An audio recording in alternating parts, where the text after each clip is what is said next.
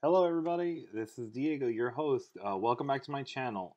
It was my idea to actually do this video shortly after my Mormont She Bears video, but because I'm a genius, I actually deleted all the videos for this video, so I had to actually buy a separate model to get this for you guys, my fans. I'm actually really excited about this model. Also, I have a whole bunch of new painting projects I'm going to be doing, so I should be able to do that. I'm really excited because I'm actually going to be using, instead of the contrast paints that I really like, the new Army Painter speed paints, which is really going to be cool. With this particular model right now, we're not going to be using speed paints. We're going to just still be using the same paints because I wanted to do it as much as the original video that I had created. So that's why we're doing it that way.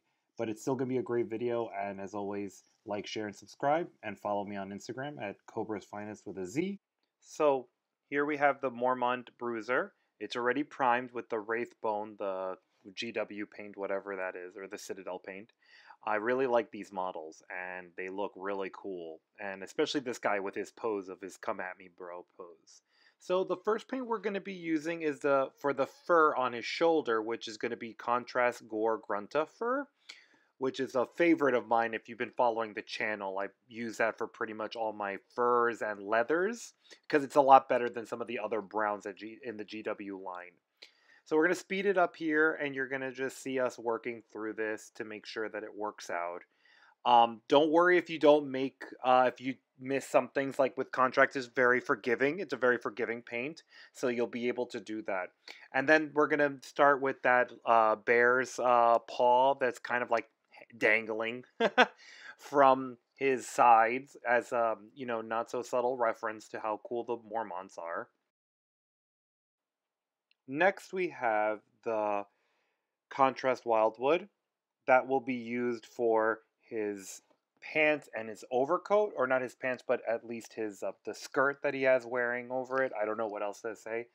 Probably kilt would probably be a little bit more accurate. So from there, you're going to see we're going to speed up, and then we're going to get to his tunic.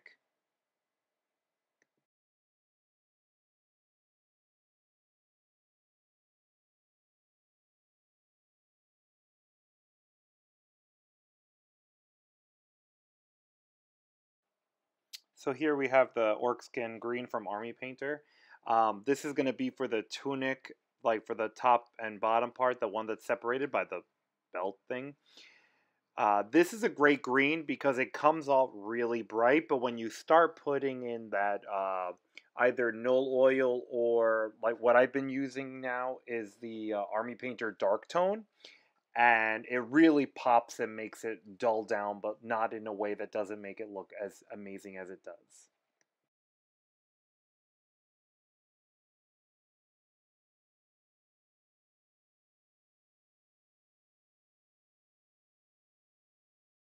The green is put on, we're going to start working on the metal parts, which is my favorite part of the model.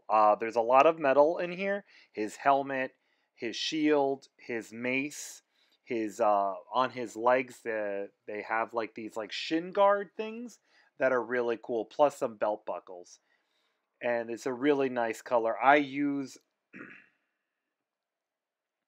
plate metal from the Army Painter line. You could also use lead belcher if you want. I find that the plate metal is a lot better in these kind of situations. It's a little bit darker and it's not as bright as lead belcher.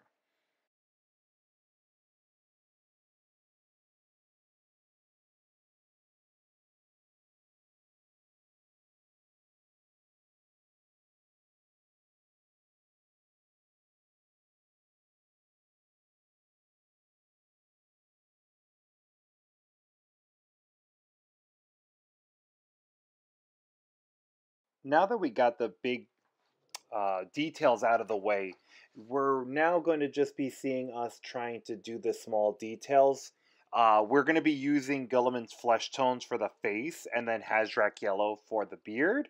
And so since it's not a huge portion of the model, it's really not worth us just going through it. But now you're going to see me kind of really going for all the nooks and crannies and things that I missed when I did the initial pass through.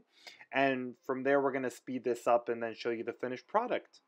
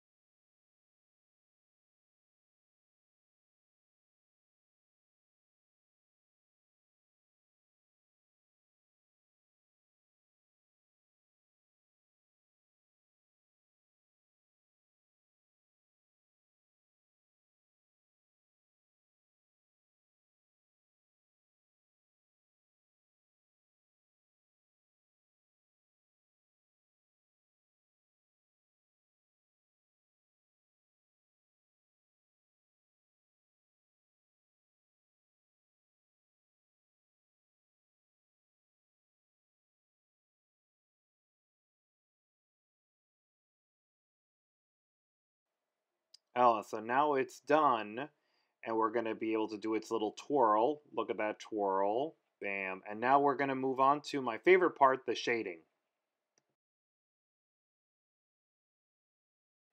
And so now that we've done the most of the model, we let it dry, and now we're going to be using the quick shade, the dark tone from Army Painter, which is again my go-to wash now. It really makes the model pop. It actually makes it look really good. I prefer it now over no oil, and you could really use it without fear of it like going over the top or whatever, and like getting those like weird pools.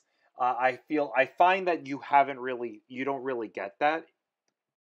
So after we're done putting on the shading, we're gonna go put my favorite texture paint, the Vallejo ground texture acrylic paint for the snow for the base. Which again, if you know, my Starks all have snow bases because winter is coming and all that good stuff. So with that, you're gonna see me putting all that. So after you're done putting down that acrylic paint, the ground texture, it's going to be ready for showtime. You're going to let that dry, and then let's see the finished product. And here is the finished product. He looks great. He looks even better in person, if I so do say so myself. I really hope you enjoyed this video. Remember to like, share, and subscribe. Take care. Bye.